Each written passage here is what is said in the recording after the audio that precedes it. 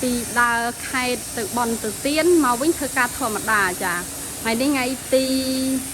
20ខែ12ឆ្នាំ2025ត្រូវអត់អាដា20ហ្នឹងហើយចំថ្ងៃសៅរ៍ចាអញ្ចឹងថ្ងៃសៅរ៍ក៏ធ្វើសំណង់ថ្ងៃអាទិត្យក៏ធ្វើសំណង់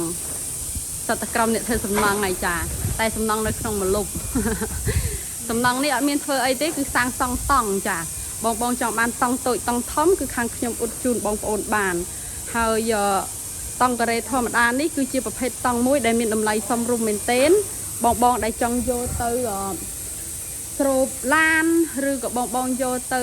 បាំងរោងមឿនរោងទាទ្រង់ជ្រូកអីចាអាចធ្វើការតំណែងបានគឺធូរថ្លៃចាសមរម្យក្នុងការប្រើប្រាស់